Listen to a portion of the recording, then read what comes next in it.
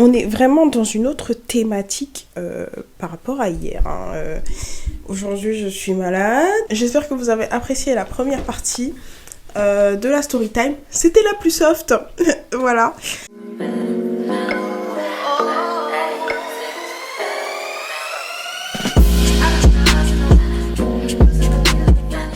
Donc voilà, ne faites pas attention vraiment à ma tête, j'ai une tête de cadavre.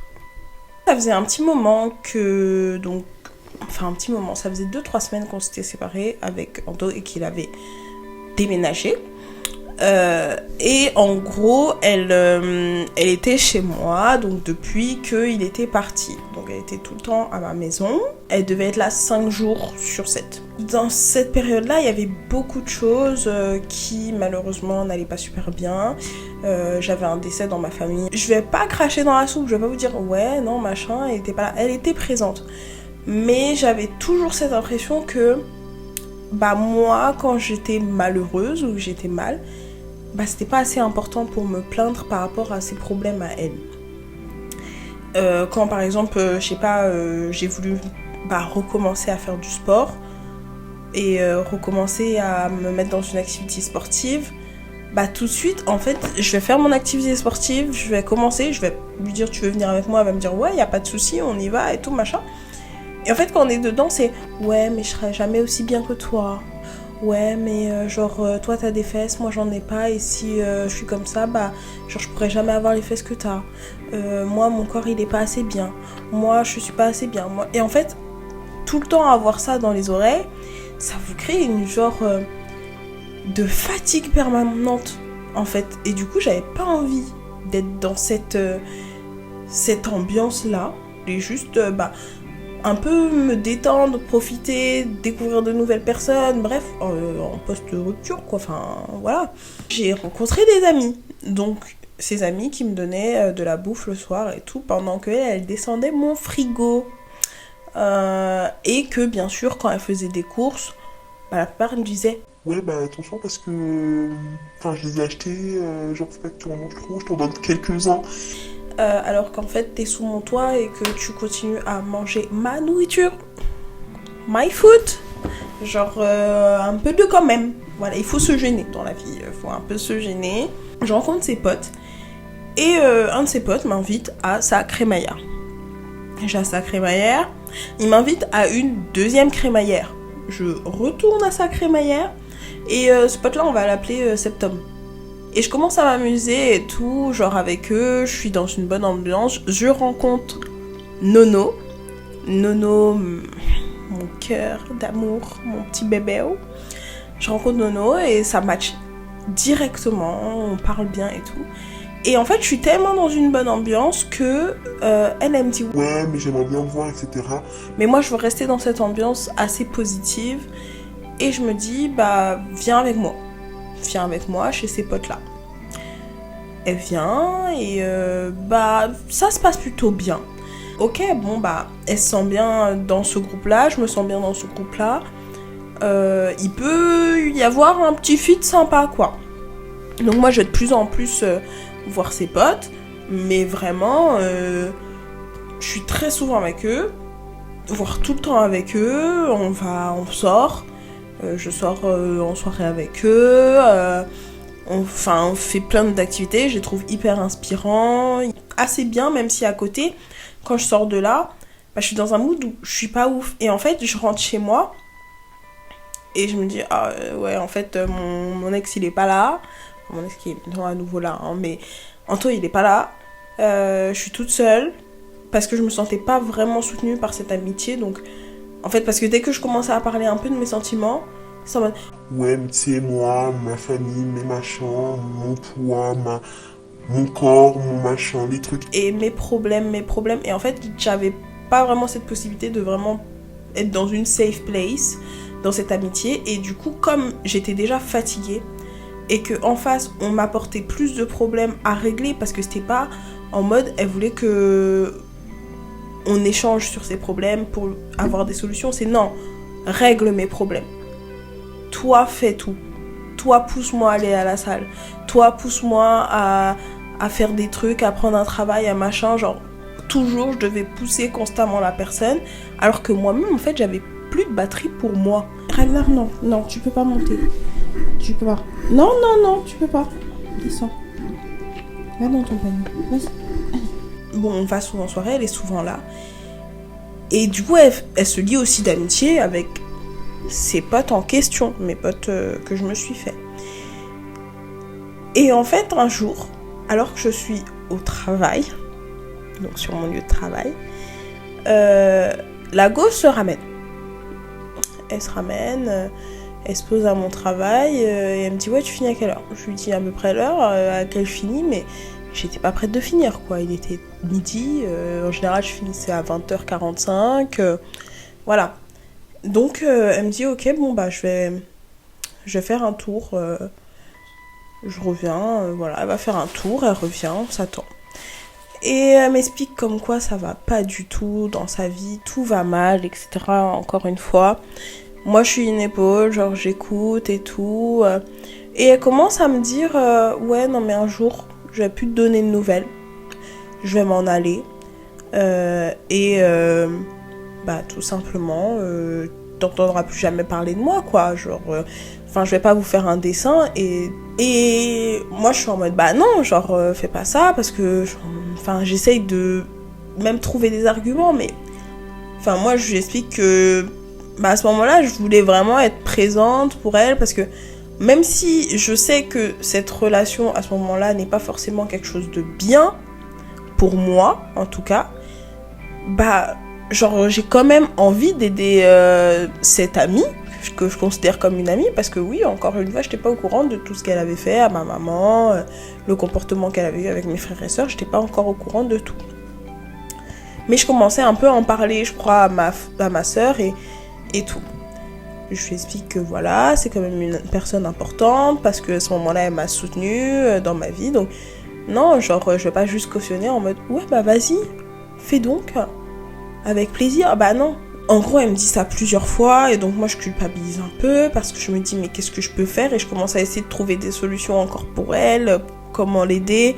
Je lui donne des conseils mais quand je lui donne des conseils ça rentre par une oreille, ça ressort par l'autre. Donc en fait ça sert à rien. Ça sert clairement à rien et donc je dois continuer à deal parce que ça se passe sur quelques semaines hein, et je dois continuer à deal avec moi qui suis en train de quitter une relation et qui suis genre pas au top de ma forme du tout,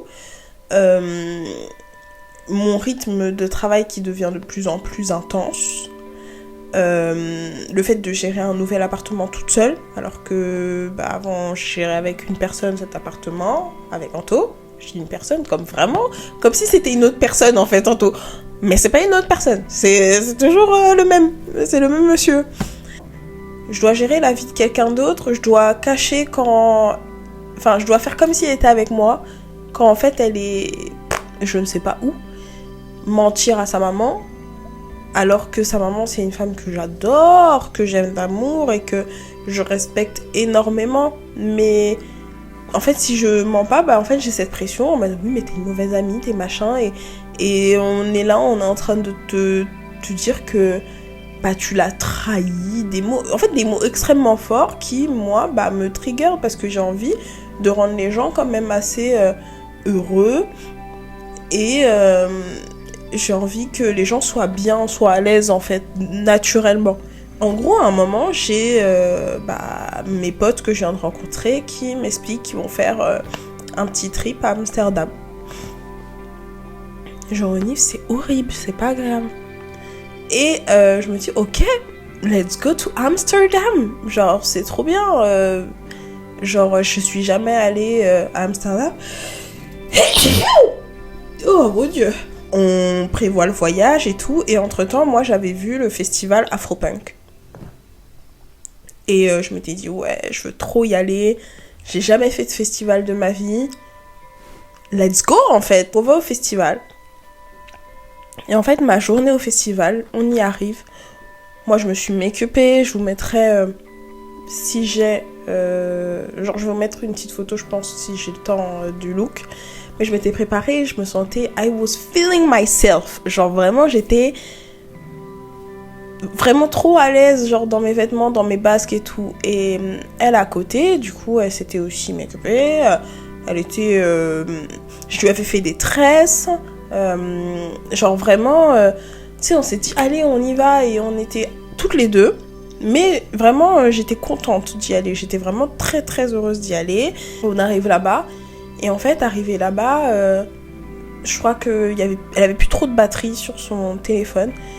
Et donc, on trouve une prise à l'intérieur, après avoir fait le tour de plusieurs stands, etc. On trouve une prise à l'intérieur, et en fait, elle s'était assise dans un coin. Et donc, on se pose, et elle commence à regarder son téléphone, le temps qu'il charge. On attend un petit peu, parce que les concerts n'avaient pas commencé. Et au moment où les concerts commencent, je lui dis « Ouais, allez, on y va !» Parce qu'il y avait plein d'artistes que je voulais voir ce jour-là. Vraiment, j'étais là pour ça, quoi. Sachant qu'après, on partait à Amsterdam juste le soir. Et à un moment, son téléphone, la batterie meurt à nouveau, donc elle retourne là-bas. Et en fait, elle commence à s'énerver. Parce que son téléphone fonctionne pas, parce que ça la saoule. Et elle commence à dire qu'on passe un extrêmement mauvais moment, que tout va mal, que... Et elle est un peu dans ce truc de... Je m'excuse d'être dans ce mood mauvais. Mais en même temps, elle fait rien pour en sortir. Et je donne mon énergie pour justement la sortir de là. Et en fait, à un moment, j'ai vu que peu importe ce que j'allais faire, elle allait pas bouger. Elle allait pas bouger de sa place. Elle allait rester sur son téléphone. Et mon cerveau, il a eu un déclic. Je me suis dit... Genre, c'est comme si en fait, je me disais, il est temps de lâcher le boulet. Genre, vraiment, je me disais, si tu veux profiter de ton moment, arrête. Arrête, pars, va t'amuser toute seule. Ne cherche pas à la mettre sur la même longueur d'onde que toi, ça va pas fonctionner, tu vas passer un mauvais moment. Je te laisse, hein, je vais écouter de la musique, je vais danser avec des gens random. Et je suis partie, et j'ai passé un moment incroyable, je crois que je suis restée. Donc j'ai passé 1 heure et demie, voire 2 heures avec d'autres personnes. J'étais en train de danser, on a rigolé, c'était super. Franchement, j'étais tellement en joie, genre ce jour-là. Quand je suis revenue, elle était au même endroit, elle pleurait, elle était pas bien. Et en fait, je savais même plus quoi dire. Elle était pas bien parce que en partie son téléphone ne fonctionnait pas, elle pouvait pas prendre les stories qu'elle voulait. Et d'un autre côté, moi j'étais en mode, mais on s'en fout des stories. Mais pour elle, ce petit drame, ça l'a tellement mis mal. Et je pense pas que c'était un caprice, hein. Vraiment, je pense pas que c'était parce qu'elle était capricieuse. Je pense juste que justement son bagage émotionnel est tellement important qu'elle ne sait pas le gérer.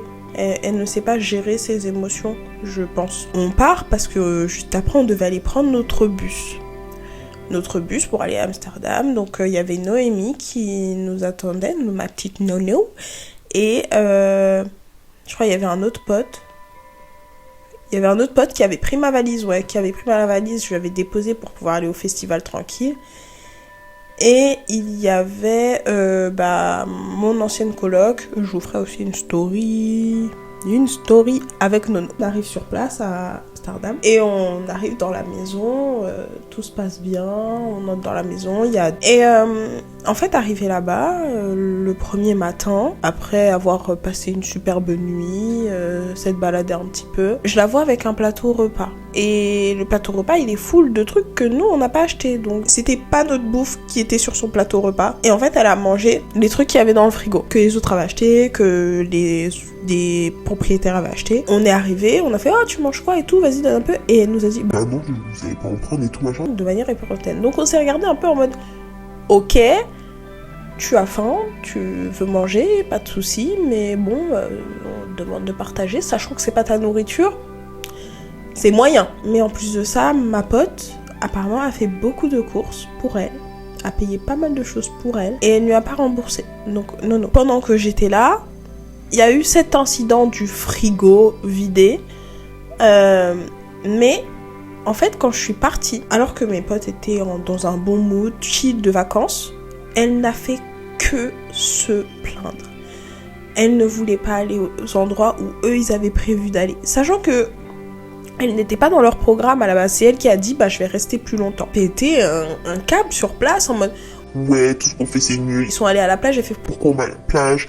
Moi je peux pas me baigner dans la plage, non mais pourquoi on reste au resto, j'ai pas envie de rester au resto et tout, franchement ce resto il est pas ouf, elle soufflait tout le temps elle soufflait, et mes potes ils en pouvaient plus, ils se regardaient, ils en pouvaient plus, ils se disaient mais pourquoi en fait elle est là si elle voulait pas rester, si elle aime pas tant que ça. Ils sont tous venus me voir après et moi j'avais honte parce que je me disais mais c'est mon amie que j'ai ramenée et elle leur pose souci pendant leurs vacances alors que les gens ils travaillent toute l'année, ils sont en cours toute l'année. J'étais hyper mal et aujourd'hui je me dis non, j'ai pas à être mal parce que son comportement qu'elle a eu, c'est pas moi qui l'ai eu ce comportement. Moi je me suis elle d'avoir honte, pas moi. Mais ça m'a pris du temps parce que à chaque fois je m'excusais auprès de ma pote, auprès de Nono.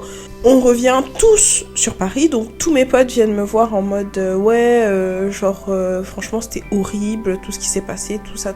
Donc moi je commence un petit peu à moins les voir, mais plus parce que j'ai un emploi du temps un peu compliqué à ce moment-là. Et en gros elle est tout le temps chez moi. Alors que moi, je ne suis pas chez moi. Des fois, je suis chez ma mère. Des fois, je suis chez ma tante. Des fois, je suis chez ma grand-mère.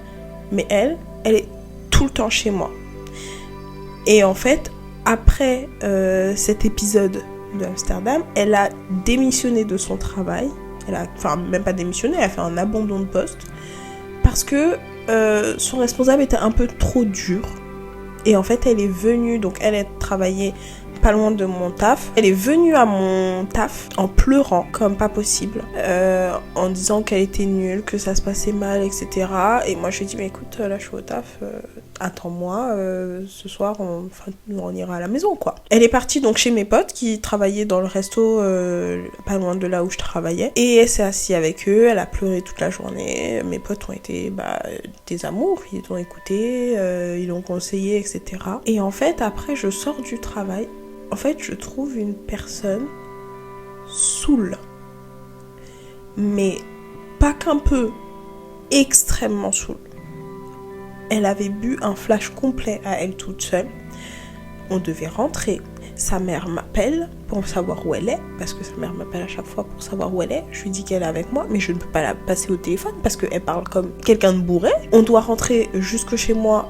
Et il nous faut à peu près 1 heure de route. Donc elle s'excuse de son comportement, d'être saoule. Et elle dit que rien ne va dans sa vie, etc. Qu'elle sait même pas garder un travail. Bref, ça, je lui demande de m'expliquer aussi la situation. On prend le train et en fait, dans le train, elle vomit. Dans le train, par terre. Et à ce moment-là, en fait, c'est même pas j'ai eu honte parce qu'elle a vomi dans le train. Franchement, j'en ai rien à faire. C'est pas ça, mais en fait ce qui m'a foutu la honte, c'est la raison pour laquelle elle a vomi dans le train. C'est le fait que en fait elle est partie se saouler. C'est le fait que elle est venue attendre toute la journée devant mon travail parce qu'elle a démissionné, parce que son responsable était un peu trop dur à son goût. Et en fait tout ça, je me disais mais ça va s'arrêter quand ? Je veux pas être comme ça toute ma vie. Je veux pas devoir porter quelqu'un toute ma vie comme ça. Je suis fatiguée en fait. Je suis vraiment fatiguée. Et en fait, c'est à ce moment-là que j'ai commencé à développer des petites angoisses dès que je devais passer la journée avec elle. Dès que on devait aller en soirée avec des potes. Dès qu'on devait... j'avais tout le temps des petites angoisses. Tout le temps. Donc c'était plus du repos de la voir à la maison. Partir au travail le matin, rentrer le soir et voir qu'elle n'avait pas bougé du canapé, qu'elle était en culotte dans le canapé et qu'il y avait juste des paquets de chips autour d'elle et qu'elle avait rien fait. Pour moi, c'était pas normal. En fait, je commençais à pas lui dire que j'allais chez mes potes. Je lui disais pas forcément à chaque fois. Et un jour, en fait, je suis allée chez mes potes. Et je devais dormir chez eux. Et j'avais prévu de dormir avec un petit pull, un long pull que sa maman lui avait donné, mais qu'elle me l'avait prêté en fait. Et en fait, elle se ramène, comme ça, sans prévenir personne, parce que je lui avais dit, je suis chez eux, mais je lui avais pas dit que je devais aller chez eux. Et elle se ramène et elle dit, moi je dis, moi je dors ici, mais il n'y a pas de place pour toi. Et dit, c'est pas grave, je vais me mettre dans un coin. Ok. Et après, au final, elle dit non, mais je veux un matelas gonflable. Et moi, je suis en mode, bah écoute, d'accord, bah il faut gonfler ton matelas gonflable. Et en fait, le matelas gonflable, il n'avait pas de quoi se faire gonfler correctement. L'embout ne matchait pas. Donc, elle devait le tenir d'une certaine manière. Et en gros, elle s'est mise à pleurer en disant que j'étais horriblement méchante, etc. Et après, genre, elle m'a dit, oui, passe-moi le pull de ma maman. Et je lui ai dit, bah non, genre, je vais dormir avec. Et elle dit, ouais, mais genre, t'as qu'à emprunter un pull au poteau. Je lui ai dit, bah non, genre, j'avais prévu de dormir avec, quoi. Et elle commence à faire un scandale, mais vraiment un scandale. Et elle part, elle prend le pull, genre, en me l'arrachant de mon corps, littéralement. C'est-à-dire que je me suis retrouvée sans rien pour me couvrir, en fait. Et elle me l'arrache. Elle s'en va en pleine nuit, sans téléphone. Parce que son téléphone, la batterie était morte.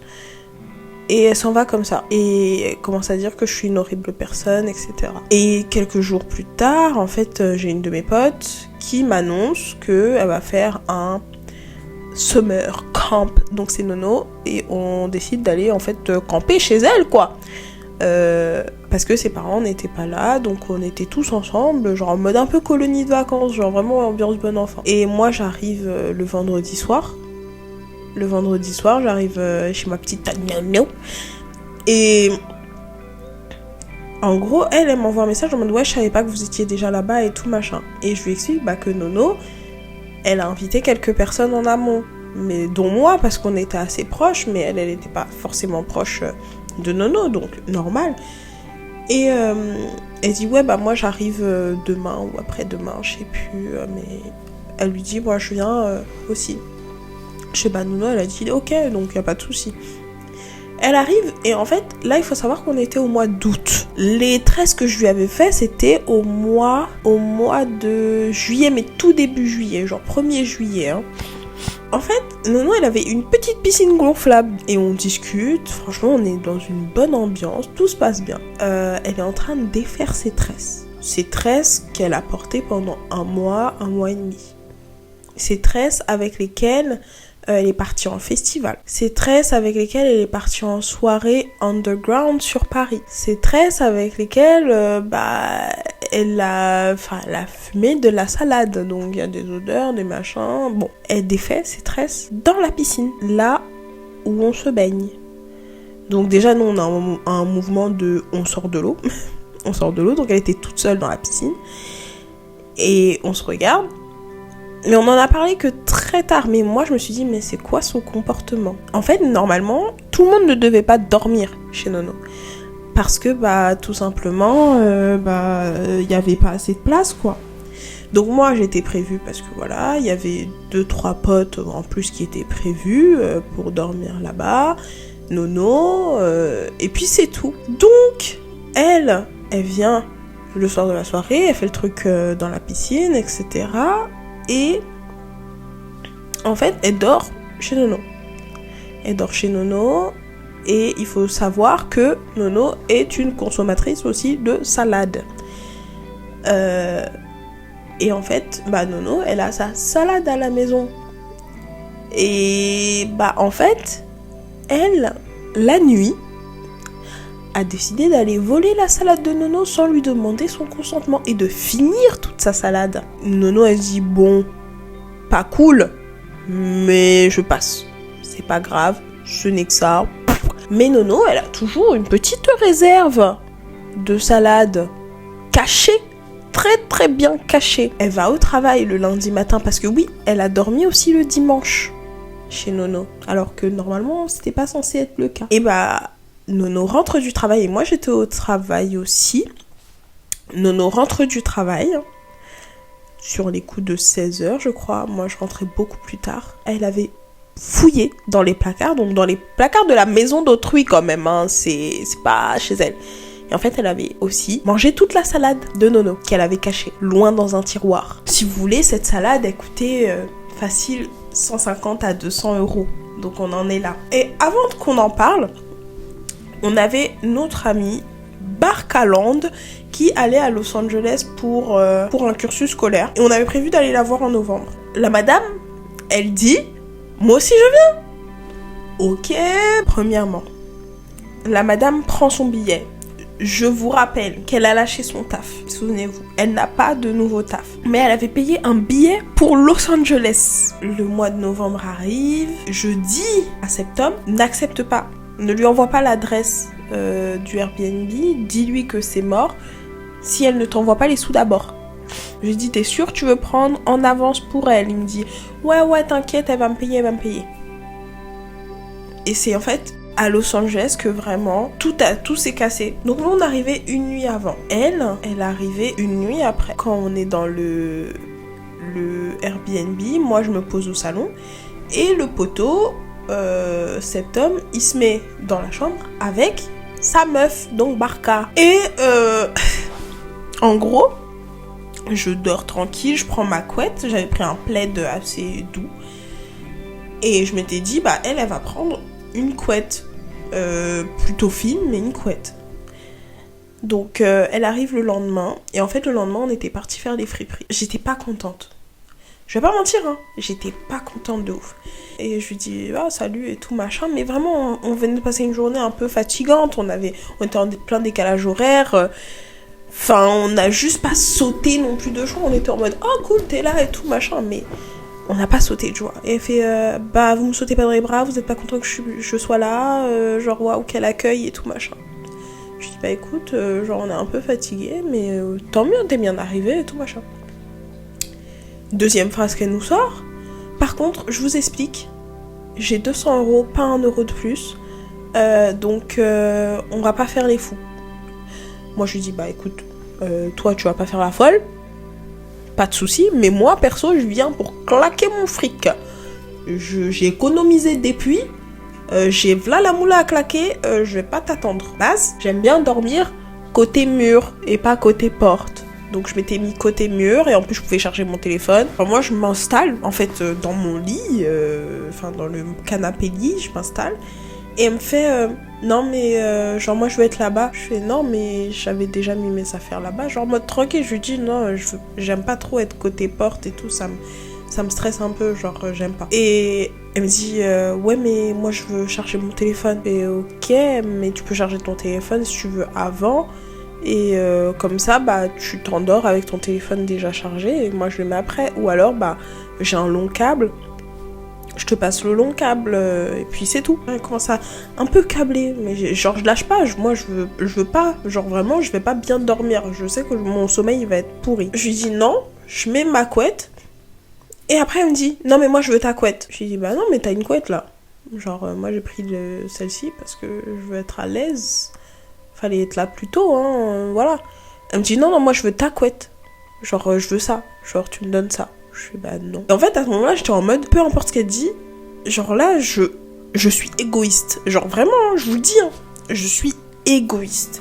Parce que tout le temps penser à l'autre, genre ça a dû lui faire un choc Genre je suis sûrement la vilaine de son histoire. C'est sûr même. Le lendemain on veut sortir et en fait à Los Angeles on a essayé justement la veille prendre les transports en commun, à part si tu as un craquis, ce n'est pas une bonne idée. Donc on devait prendre des Uber. Elle avait un petit budget, donc du coup, avec nos budgets, on prenait le Uber pour elle. Donc on prenait le Uber, elle avait pas à payer, et bon, c'était ok. On se baladait dans la ville, on allait manger, etc. Les premiers jours, ça se passe plutôt bien. Je vais pour en gros me faire un petit dessin. Elle se met à critiquer mon dessin. C'est quelque chose qui me tenait extrêmement à cœur et elle a critiqué. Pas qu'un peu, beaucoup en mode oh mais c'est tellement basic bitch. C'était son truc de dire basic bitch. Barca elle commence à lui poser des questions sur sa vie un peu en ce moment, comment ça se passe. Et elle fait comprendre à Barca qu'il y a un certain monsieur dans sa vie. Et moi je lui dis c'est super et tout, mais pourquoi tu me l'as pas dit avant et tout, hyper bizarre, d'habitude tu me le dis et tout. Et en fait bizarrement elle commence à comparer sa relation actuelle qui date de quelques mois à ma relation avec Anto. Pourquoi le nom de mon ex à ce moment-là entre dans la conversation? Je ne sais pas. Non. Genre en fait t'as pas à parler de lui, genre c'est pas ton pote, c'est pas ton frère. Et tu vas pas comparer ma relation à la tienne. Même si toi, tu trouves que ma relation, elle est nulle, moi, elle me convenait très très bien. Et un jour, enfin le lendemain, je crois, dans 2 jours, on devait partir. Et il lui restait plus rien, plus d'argent. Donc elle vient, elle me dit ouais, tu pourrais me prêter de l'argent et tout machin parce que faut que je prenne mon Uber et il faut que je mange encore pendant quelques jours. Je sais qu'il te reste tant de dollars dans ton porte-monnaie. J'arrive, je fais comment ça, tu sais qu'il reste tant de dollars dans mon porte-monnaie? Elle me fait ouais, parce que je suis partie regarder. J'ai dit mais pourquoi tu vas regarder, genre t'es une ouf? Je fais non, et en plus j'ai des trucs à acheter pour ma mif et tout, donc non, je vais pas pouvoir te dépanner.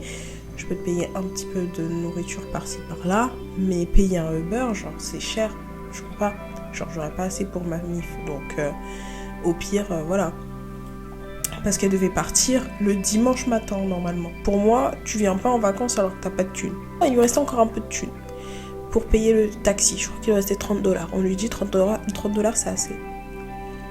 Et en fait, au final, le matin, je me réveille, je vois qu'elle est à côté de moi. Je la réveille, genre en mode mais qu'est-ce que tu fais là? Genre ton avion et tout.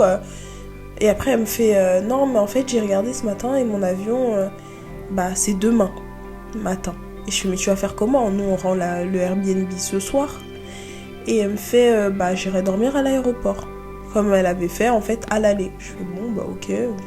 Je fais du coup, ça veut dire qu'aujourd'hui, tu passes la journée avec nous et comme ça, tu peux t'acheter à manger. Et le soir, tu viens avec nous à l'aéroport, puisque nous, on part le soir. On passe la journée dans l'appart de Barca. Et en fait, elle se rend compte que c'est pas le bon aéroport. Elle a un aéroport hyper loin encore. Moi, je lui dis non, je vais pas te payer. Parce qu'en fait, j'étais en mode, en fait, il faut apprendre des leçons aux gens à ce moment-là. Je voulais pas céder parce que j'avais trop donné.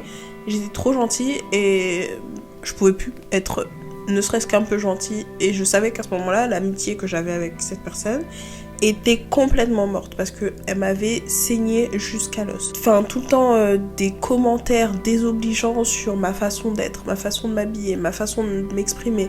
Genre par exemple, elle allait dire que je m'exprimais au téléphone comme une fille de joie, voilà. Une fille de bord de mer. Vous voyez, c'était pas agréable d'avoir tout le temps ce jugement au-dessus de l'épaule alors que t'es juste là en train d'essayer de passer les jours et d'être heureux dans ta vie tout simplement. Donc pour revenir à Los Angeles, on était du coup arrivé à l'aéroport parce que je lui dis peut-être à l'aéroport il y a une navette parce que des fois il y a des navettes entre 2 aéroports qui coûtent pas trop cher, ça peut coûter genre une dizaine de dollars. On lui dit de regarder sa navette. Nous, pour l'instant, on est en train de faire des au revoir déchirants avec notre Barcaland parce qu'il nous reste encore quelques mois avant qu'elle revienne. On est en train de déplérer. Quand on était chez Barcaland, elle a demandé à la coloc de Barcaland, elle a demandé à Barcaland si elle pouvait demander à sa coloc des sous. Donc Barca, comme elle était triste, elle lui a dit tu me rembourseras quand tu rentres en France. Jusqu'aujourd'hui, elle n'a jamais vu l'argent. Quand on était au summer camp, Noémie lui a dit tu me dois de l'argent. Noémie n'a jamais vu l'argent. Ça s'est passé en 2019, les amis. En fait, vient le coco. Et oui, le coco. 2020, les amis. Après une jolie grève, vient le coco. Et en fait, pendant le coco, je suis retournée chez ma momie parce que mon daddy m'a dit tu ne resteras pas seul chez toi, mon petit enfant. Tu viens avec ta famille. Un jour, un peu après le coco, j'avais pas encore repris le travail et tout, elle passe dans le secteur et je suis avec ma maman et je suis avec ma tante et ma petite soeur, je crois. Ma maman lui dit bonjour, elle entend, elle ne répond pas. Ma mère lui redit bonjour, j'observe la scène, elle l'entend, elle ne répond pas, elle baisse la tête. Ma mère, forceuse, lui attrape les bras, lui dit bonjour la madame. Et là elle dit bonjour. Moi je me dis vas-y, je vais faire l'enfant poli quand même.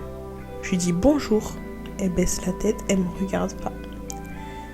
Et en fait à ce moment-là je me suis dit, moi le fait qu'elle me dise pas bonjour, c'est pas grave.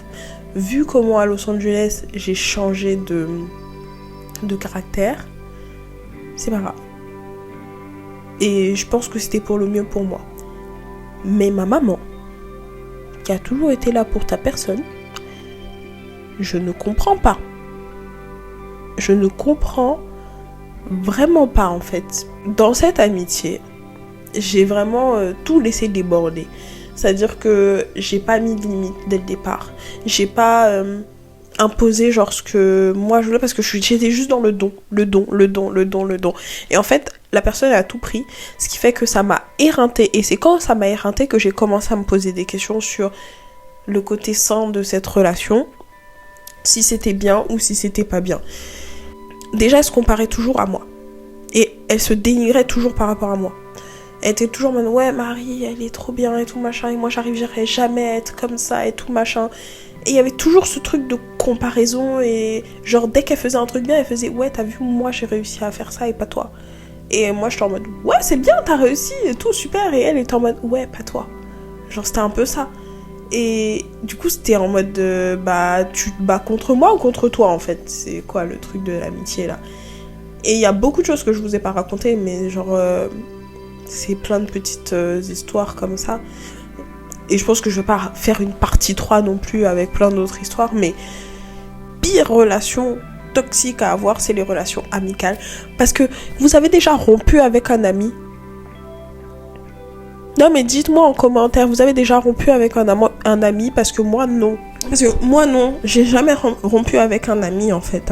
En fait ça devrait être normal de rompre en amitié. Parce que vraiment il y a des amitiés qui ne méritent pas le statut de 10 ans. Si vous êtes dans ce genre d'amitié là maintenant, désolé mais il faut partir. Je vais finir sur ça, je vais vous dire à demain parce que demain est un autre jour. Demain on sera pas en mode story time, voilà comme ça. Reinhard tu veux dire au revoir? Reinhard tu dis bye bye? Bye bye.